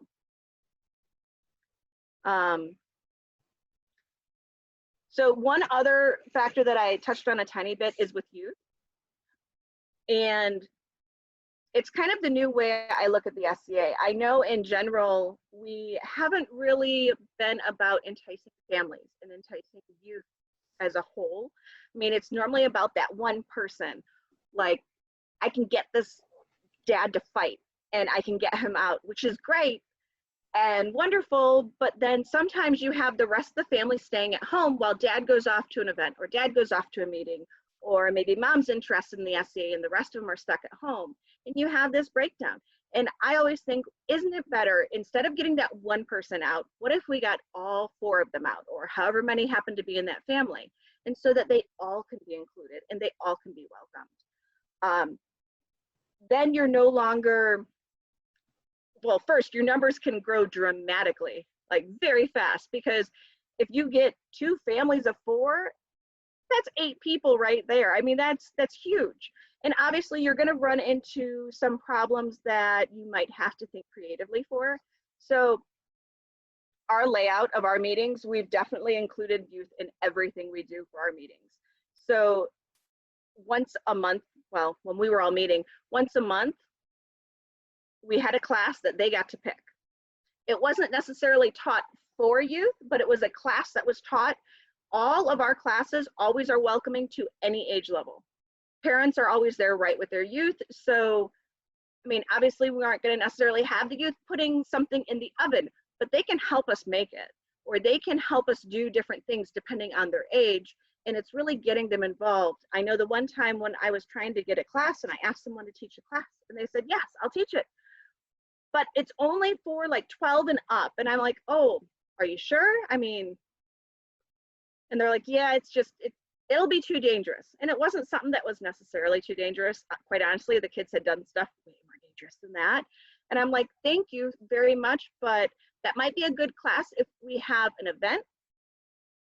All the classes that we have at our meeting, we don't set an age limit so that everybody who walks in the door is welcome to either listen and participate or whatever the case may be. I mean, we had kids, we had a coining class and they were whacking that hammer down and hitting those coins. I mean, not all of the coins turned out wonderfully, but that's okay. It got them involved, it taught them something. And the wonderful thing is, if we can get the kids when they're young and we can keep them till they're adult, that is one less person that we have to get when they're an adult. We're not going to try to entice them back. If we can keep them the whole way, that's amazing.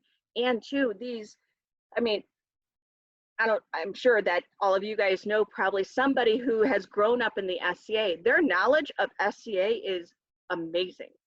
And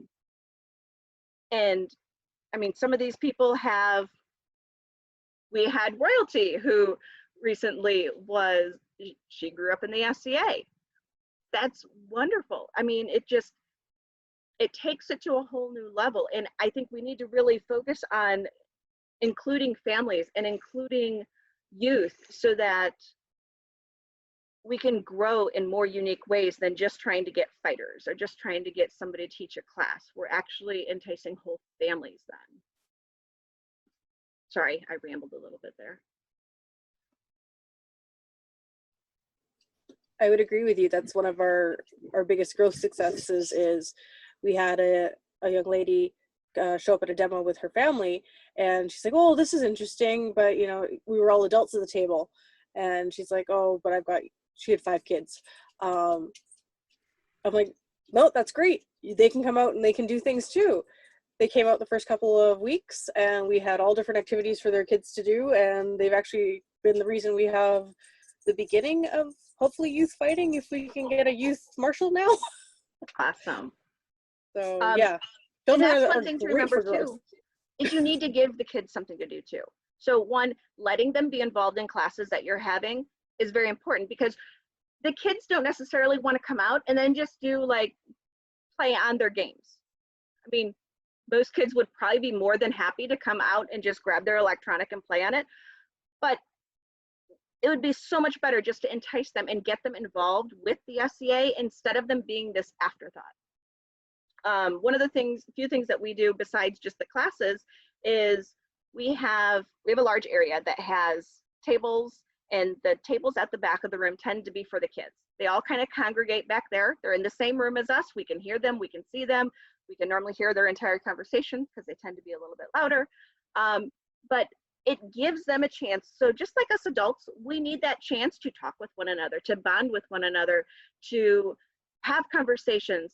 They get that chance too, because they need to form friendships. They need to form bonds together with different people so that they want to come back out too.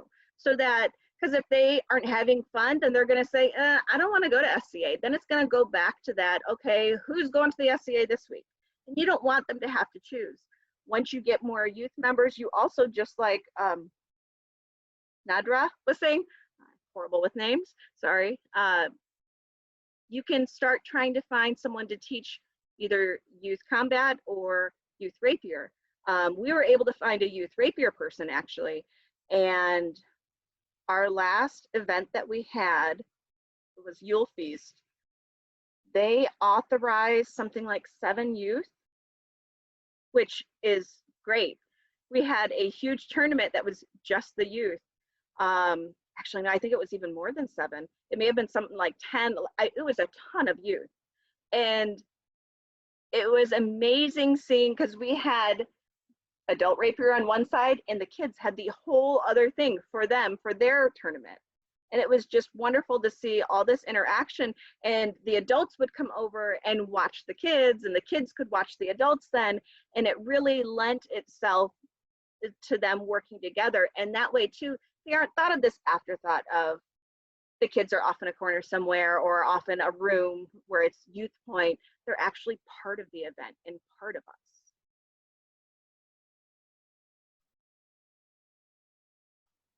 Sorry, I'm ending my term as the Kingdom Minister of Youth, so I tend to go on about youth stuff a little bit.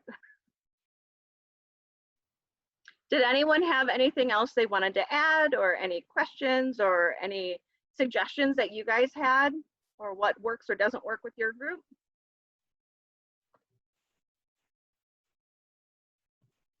I just, the reason I came to your class is that over the years, we've had, at least now we had one shire, and now we're having another shire.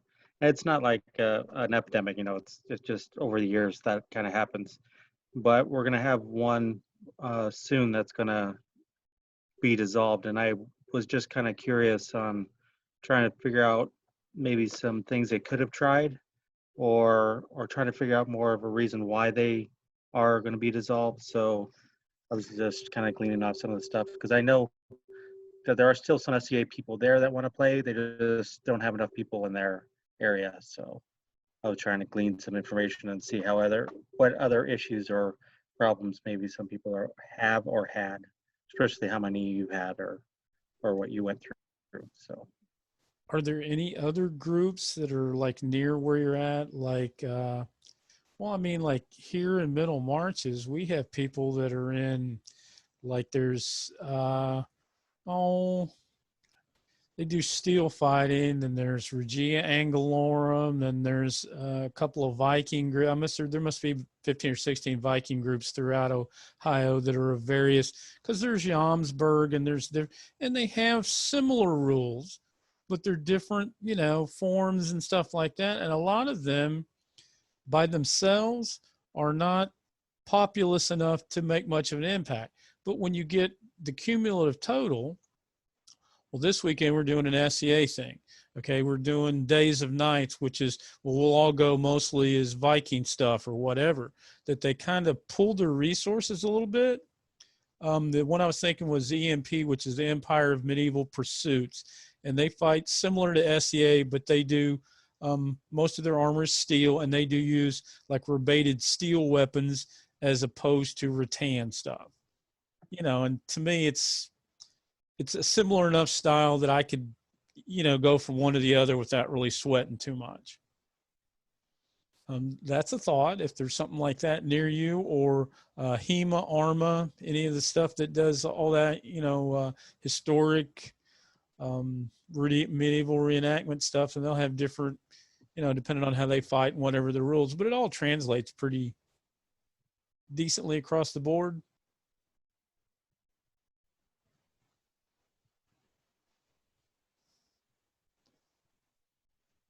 So One thing with those groups, I think, is similar to the Ren Fair groups, is making sure to be open and welcoming to them. You know, I know we've had some people that come in from Ren Fairs, and some of their SCA garb is very shiny and made out of polyester and stuff like that. So what?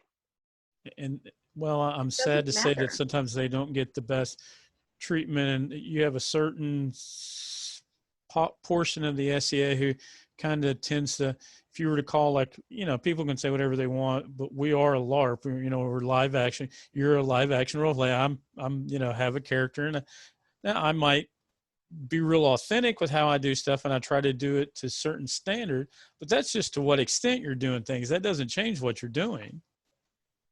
Yeah, I am happy that you are here. If you are dressed in polyester, I am going to deter you if you're doing an outside event, because I don't want you to get hot and sweaty and not be able to breathe. But, you know, it is your option of what you want to wear. If our only criteria is making an attempt, okay, are you making an attempt? Definitely. If you look to SCA pictures of the past, you will find almost identical, if not even more interesting garb than what you're going to find from people that come over from Renaissance fairs. And oh my goodness, we've had some people that were amazing seamstresses that have come over. Oh, Well, I was going to say, we don't have to go look. We can just go out to my garage, and there's a Freon can helm that I used to fight in back in the 1980s, you know, and that's not, I wouldn't fight in that for anything now. I mean, it's, you know, we've learned, we've grown, we've adapted, but you shouldn't forget where you came from. I mean, and I can remember when there were people that had elf ears and orc ears and stuff at Penzic. Oh, wow. yeah, that was more accepted in the past. Mm-hmm. That was part of it in the past. So where anybody we don't that wants to now. give you flack, I mean, it's not like, you know, everybody evolves and changes and grows. The only thing that I have the right to do is determine what standard is right for me. You do you. If I can handle me and do that okay, then I'm actually probably doing pretty good. I kind-heartedly call that those clothes and those armor SCA historical. Well, but I mean, there's two ways to look at it, I think. So there's people who want to get more historical in the exact way, you know, everything was built, everything was done. They want to up it the 10%. That's wonderful. That's great. There's nothing wrong with that. I think it's wonderful that people are trying to up their game. However, it doesn't mean everyone is, and that's okay too. Well, There might be you can people do that want to wear without the same thing. disparaging somebody who that's not their thing. I mean, live and let live. I mean, just because it's my thing doesn't mean that you have to do that too to be here. Exactly. That's everyone should be welcome. That's why I encourage. That's why I encourage as much as I can, if I can find them, a lot of the people that have been playing or started playing in the 70s and in the 80s, and I try and get them to come out more and do things, because believe it or not, they really appreciate everything, and they even actually more appreciate those who have just started and are just trying out new things and whatever they're wearing, because that brings back memories for them, and they are really welcoming. So I try and get as many of the people back as I can. One thing locally that we've seen, just talking about the Ren Fair and the other types of groups that are out there that are sort of interested in the same thing, is we had a seneschal a number of years ago who started building those bridges to the point where we had joint practice with two of the local LARP groups, the local, I think they were the Sons of Luz, the Viking Recreators. We all got together in the park to show off what did all of our different games look like, to the point where we were able to, if people came up to us, okay, you came to me as an SCA, to an SCA thing, but you're really interested in just, you know, magic and fantasy elements. Oh, well, we'll put you in touch with the local LARP group. That might be a little bit more your interest, to the point where they were doing the same thing, that, oh, you're interested in like fighting and medieval stuff, but you don't really want to do this character development and play with magic. Go see the SCA. Or the Viking Recreators are like, well, we're really hardcore in this period. If you have a more general interest, go talk to these guys over here. So That's awesome. it was nice that the whole geekdom community kind of came together that way. Definitely. I And just then, wanted to tell you, Antonio, by the way, we do have one person who's our goal key or Shadowlane in Sundragon, who was spent their almost entire life, I guess, in the Ren Fair circuit, and now they're playing in our baronies. So awesome. if you reach out to her, she'll be able to give you a better idea on how, if and when you want to do the transition into the SCA, because she's been in the SCA now probably a good 3 years or so. So she's pretty much kind of figured it out. So you can reach out to her if you want to. Oh, definitely. And then just because I know that everyone's been saying it, I know that, and this is just coming from the Renfair side of things, because I agree with you, some of it is still like the LeMay, and some of it's like still the Halloween costume shop type of stuff, or like one notch above that. However, for a lot of groups, especially for a lot of the higher end fairs, because like we're one of the 5 or 10 biggest fairs in the country, every local person has to be like completely historically on point. So you're going to get like you're going to get like the people who are in like that 5, 10, up to like 20, top 20% ish of historical accuracy. That's required for pretty much every cast member who's located in Arizona and doesn't travel the circuit. So when they cross over, especially if contractual obligations don't prohibit us from wearing the same full suit that we do to the fair, you're going to have quality stuff. And I know until I actually get that sorted out on the fair side, I'm not going to wear my full noble ensemble. But when I do get that resolved, I have at least a really good set of court garb and a bunch of pieces to just wander the streets. The main thing for me is getting stuff that I can actually fight in, because the noble stuff, it's fancy, it's expensive, and you can't really move in it. So, or can't bend and do falls and lunges and all that stuff in it. So it's like, it's good for actually like processing into court, but not much else. So I'm just sorry for just rambling, but yeah, we do actually have the ability to show up and not look completely out of place or look completely SA historic when we do try to build the bridges. But that's very specific. But especially out in Mid-Realm, because I know that you guys have at least a couple of the really big fairs out in your guys' direction.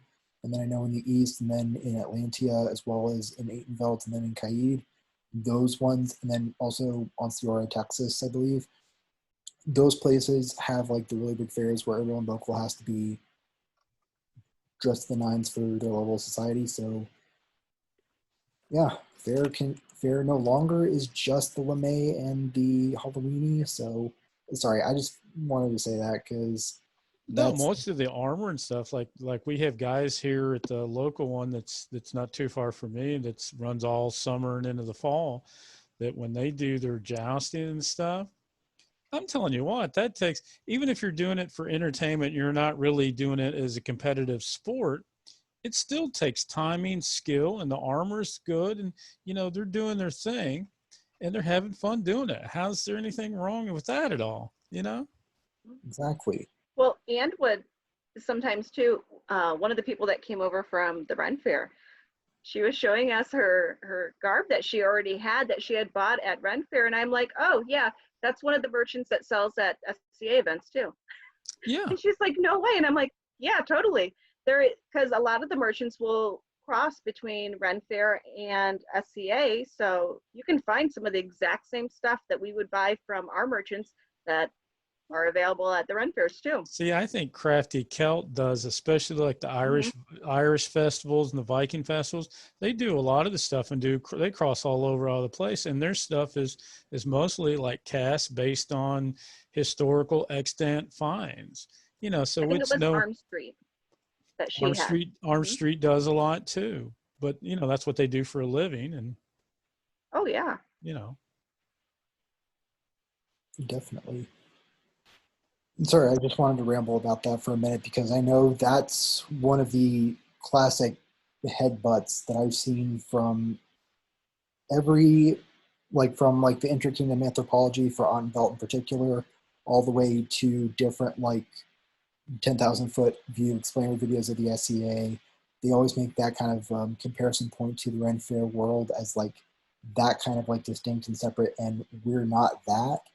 So whenever we can talk, because I know that we are a completely different thing, and Oh we yeah. because we are living who we are, and we are living and actively doing everything beyond just a performance role, and I totally get that. What I was trying to say is just in the communities that arise because of that, there are times that I've seen a little bit of the headbutting before, and that's so whenever we bring up the Ren Fair and stuff, I'm I was trying to say that hey, a lot of us actually are interested in being crossovers, and we aren't just actors who don't know anything about the period or can only just do a little bit of improv street theater stuff. We're able to dive in if you'll have us. And sorry for well, some of the people that have come over weren't necessarily the actors, so they didn't have they were just people that attended Ren fairs, and so they were just throwing together sometimes whatever outfit. It wasn't the actors or, oh my goodness, your guys' stuff would get drooled over. Yeah. Well, You would have the people coming up to you looking at it going, oh my goodness, this is amazing. look at it this way too. Okay, like if you're an academic, in academia, it used to be to go to, you know, if you were going to present a paper at this year, they had a virtual international medieval congress, or the one that they have up north, and it's at the university. Okay, it used to be for a long, long time, you would not remotely, don't mention that you're in the SCA if you're presenting something there, because that would prejudice, because they think of the SCA, that their opinion of the SCA was what we were kind of, you know, it was, I won't say it was totally negative, but it was somewhat biased, we'll say. And that there were people who didn't, you know, I don't want to mix my professional career and my hobby, because it was not a good mixture for them personally.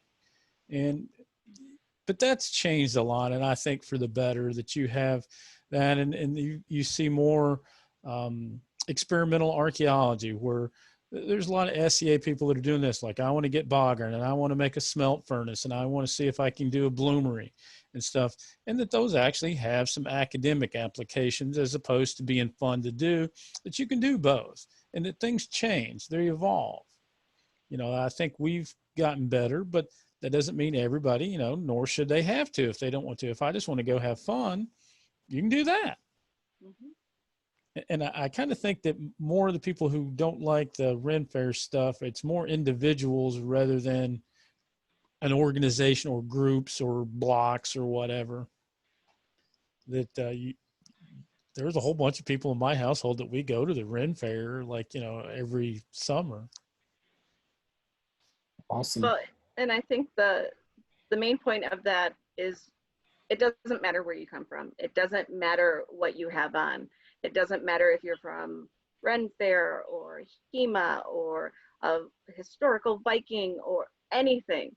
We should be welcoming to everybody. And while you might be able to say, hey, this is what I wear, it doesn't mean that person has to wear it. It doesn't mean that they should want to be 10% better, because they might just want to hang out in the clothing that they have.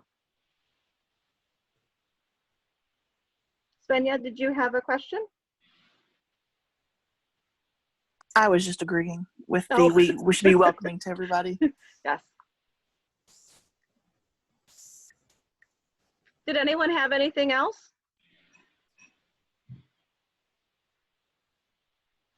thank you all for coming to this. If anyone does want to get a hold of me with any questions or anything like that, my email is Artemisia Voltera, so just like you see it on the screen, @gmail.com. I try to make it easy so people don't have to type in something different, but you're more than welcome to reach out to me. This is typically a class that is very well received at Penzic with people from all over the place, because it's one thing that we run into a lot is that we need to either rebuild or revive or just kind of continually grow within the SCA, because you're always going to have that ebb and flow of people that come in, and you need to that go out, and then you need to have people that come in as well. So it's always something to definitely consider, and then just kind of keep the new ideas flowing. You're always going to have new ideas from the new people, so we need to. Oh, someone posted something. I had one thing I would like to say to Nadra. I think it was her who said that she was hoping that her group would do more Bardic stuff. Yes. I put a link in the chat. It's the Facebook link, and that is to the Meridian Bardic Guild, and we have a Bardic Circle every Friday. It's casual. Everybody that comes brings something to perform, and I once went and had nothing to perform. And they didn't kick me out. So, Excellent. If you're not connected to another big Bardic Circle, you're welcome to that one. Wonderful. Thank you. No problem.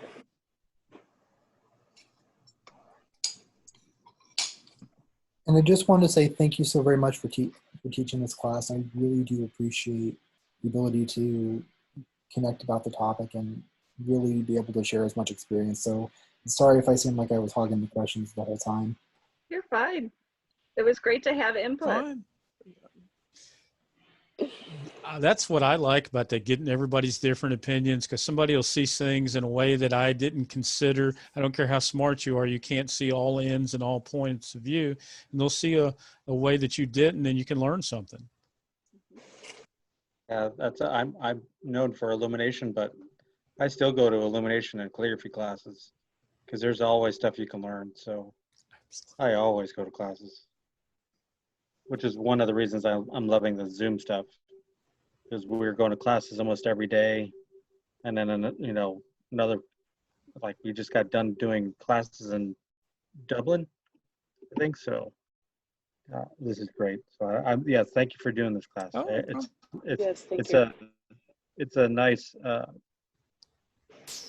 happy ending story, because it's too far we see groups disappear. So it's nice to see that one didn't go. So I have a quick question. Do you have like notes or like a handout of your class? I don't. I did at one time, and I had to rewrite all of them today because I couldn't find my notes from Penzic when I taught it. So I can, how about I retype them, and then I can always post them onto the RUM. We can put them on the RUM community site if you want to. You can put them up there as a file, and or I can put a thing in the, when Drew done with the video, we can figure something to put them there, I'm sure.